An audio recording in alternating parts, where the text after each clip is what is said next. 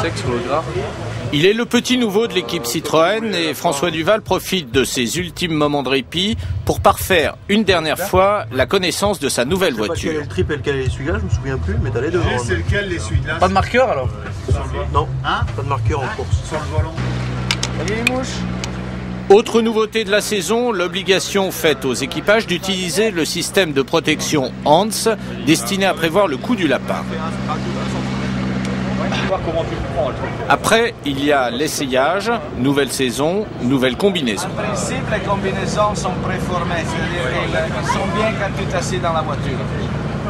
Salut Seb. Salut. Voilà. T'es beau comme un gamin. Ouais, il y a assez de place pour moi, il y a assez de place dedans. Je peux grossir un peu. Hein. Tu peux grossir. C'est pas le but. Hein. Élitiste ce plateau de Français, 2 champions du monde des rallyes et un ancien pilote de Formule 1. Être champion du monde et ambitionner de le rester crée des contraintes, mais de ce côté-là, on est déjà pas mal rodé. On met les pilotes au milieu, nous on se met en diagonale et voilà, c'est chaudron. Et toi? Non, chaque copilote est comme ça sur son pilote. Ok. Attends, ton reflet est parfait.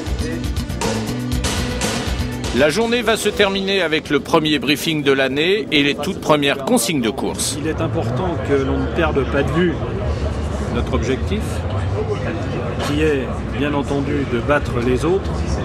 Donc il n'est pas question de vous faire la guerre entre vous. Vous ne devez rien vous cacher. Vous devez jouer la transparence dans tout ce qui est réglage pneumatique, toute la connaissance que vous pouvez avoir de la voiture, du rallye, de l'ensemble de ce que vous savez. Il n'y a aucune raison que vous vous le cachiez. On sera beaucoup plus fort en étant tous ensemble à se battre contre les autres qu'à vouloir se battre individuellement. Ça, c'est pour moi un impératif. Je veux que ce soit bien clair avant de commencer. La régularité est quelque chose d'incontournable dans les 2 championnats, que ce soit pilote ou constructeur. On ne peut pas se permettre de faire de faux pas. Donc, surtout de grâce, restez sur la route et finissez le rallye.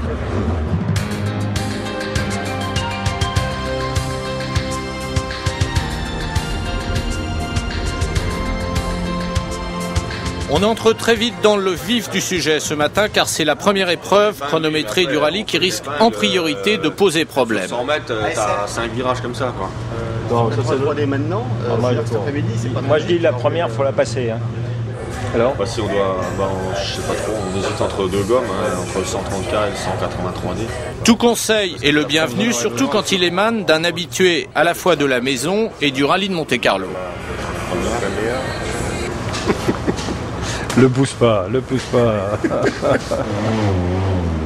C'est parti pour une première boucle de 2 spéciales, plus de 43 km sous le chronomètre.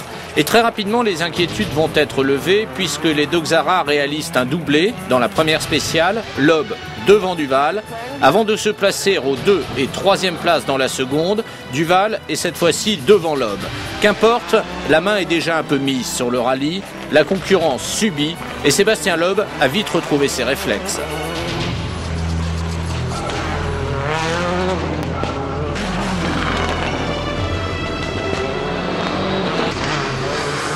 En fait, ce matin, la différence s'est faite en grande partie sur une infime portion de route et c'est la créativité du patron qui a permis de s'en rendre compte. J'ai donné un chrono à Carlos, qui a pris les temps sur la glace, lui.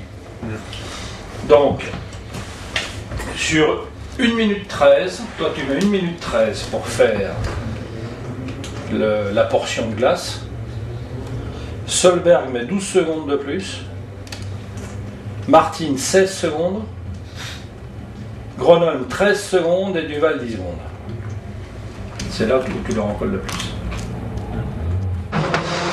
Certaines légendes ont la peau dure et certains spectateurs l'imbécilité bien collée à la peau, mais fort heureusement ceux qui cet après-midi ont jeté de la neige sur la route n'ont pas véritablement pesé sur le déroulement du rallye.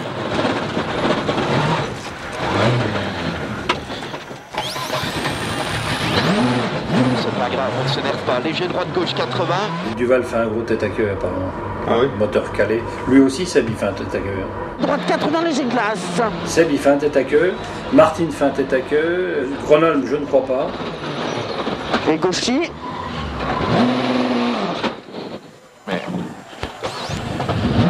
Allez, gauchy. Sur droite, gauche 140 sur frein, pour droite 130. Scratch pour Loeb et Elena dans la 3e et la 4e spéciale, les 2 fois devant Duval et Prévost.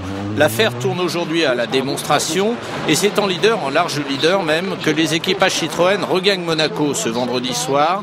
Bien que courte, cette première journée a transformé les doutes en certitudes.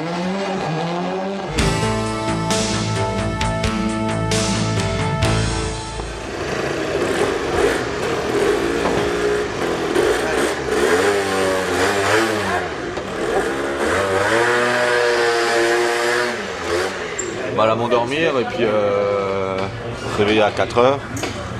Et je me suis rendormi que derrière. Mais en fait, ça ne s'est pas beaucoup vu, car dans le premier chrono, Sébastien a réussi le meilleur temps. Jusqu'à présent, un seul scratch lui a échappé depuis le début du rallye. Mais au-delà des chiffres, cette montée de Sébastien Loeb vers le village de Lantosque va nous offrir l'occasion d'assister à une véritable démonstration de pilotage. Une telle fluidité devrait être montrée dans les écoles.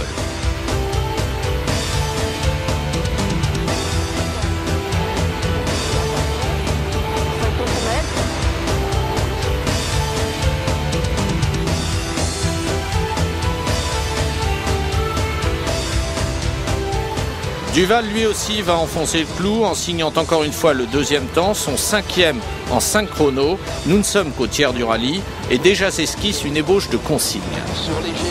Il est hors de question qu'on prenne le moindre risque. Quand vous voyez ce qu'on met au Pirelli sur 32 km, vous avez vu ce que vous leur mettez. Vous avez maintenant respectivement 1 minute 30 et 52 secondes d'avance sur la concurrence. Ce serait vraiment trop con d'aller en faire une, dans les positions dans lesquelles on est. Frein pour gauche 72, 60. Pour droite 60. François. Ça va? Non. Non.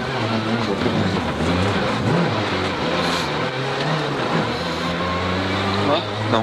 Qu'est-ce que je dois faire? Ouais, continue jusqu'à la fin. Non, on ne saurait pas passer. Tu veux que je repasse par de là-bas? Non, non, on ne saurait pas. Attends, On est sorti dans la spéciale.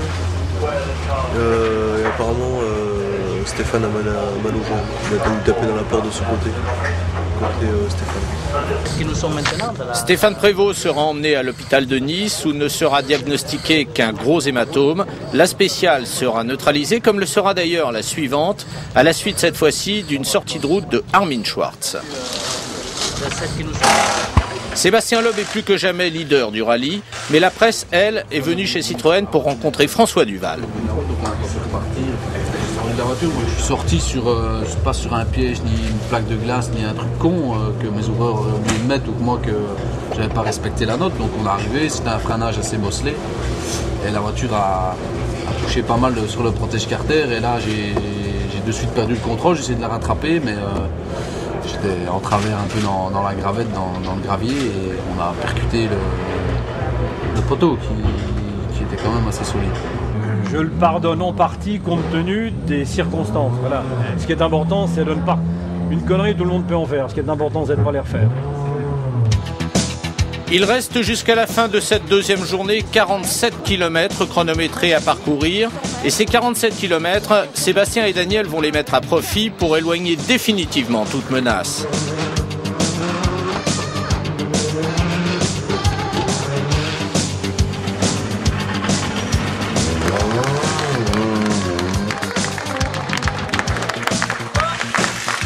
À quelques mètres de là, mais néanmoins très loin de cette euphorie, Guy Fréquelin s'attelle lui à une autre tâche, remettre Stéphane Prévost en selle psychologiquement. Maintenant c'est fait, hein. Alors il faut, ce que je lui ai dit, il faut l'évacuer ça. Ouais, c'est sûr. Il faut penser à la Suède et puis il faut oublier le Monte Carlo.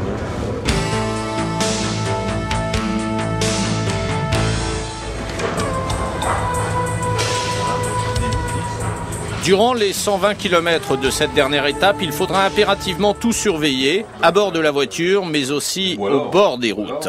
Faites vachement gaffe. Neige spectateur, ça vous y aurez droit. C'est obligé. Et on ne serait pas les premiers à se faire piéger. De la prévention à la réalisation, l'expérience du patron vient de s'avérer déterminante, car ces alentours du col du Turini coûteront cher à deux des plus sérieux adversaires de Sébastien Loeb pour le championnat du monde. Gronholm y perd plusieurs places, Solberg, lui, y laisse tout espoir de finir le rallye. Sur ces quelques hectomètres de neige, encore une fois intelligemment déposés par des spectateurs, le rallye de Monte-Carlo a pris son visage définitif.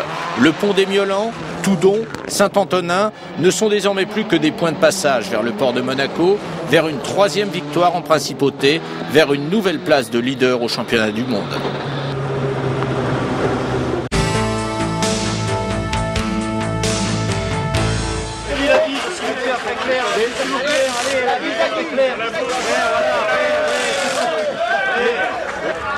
C'est Daniel, ici, oui.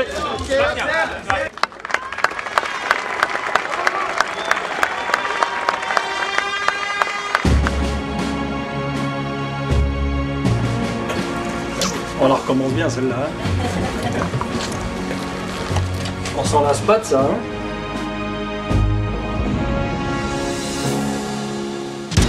La Xara gagne en WRC et la C2 gagne en junior WRC, car la catégorie réservée aux voitures 2 roues motrices 1600 cm3 va elle aussi échoir à Citroën à l'issue d'une course magnifique, à la fois de l'Espagnol Dani Sordo et du Britannique Chris Meek. Meek, 3e le premier jour, 2e le deuxième, 1er le 3e.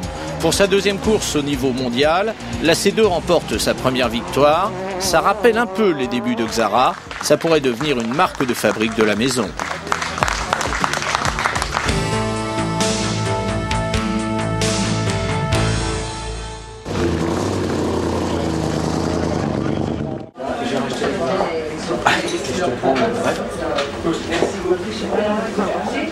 Sur ce plateau du studio Gabriel, Michel Drucker accueille chaque semaine ceux qui font l'actualité. L'invité principal de l'émission Vivement Dimanche est aujourd'hui Michel Leeb, qui, sans le connaître particulièrement, a tenu à ce que Sébastien, pour lequel il a une énorme admiration, vienne lui rendre visite. Au travers de la présence dans cette émission du meilleur pilote du monde, c'est le rallye en général et l'équipe Citroën en particulier qui s'offre au regard de la France entière. Sous l'œil protecteur de Guy Fecklin.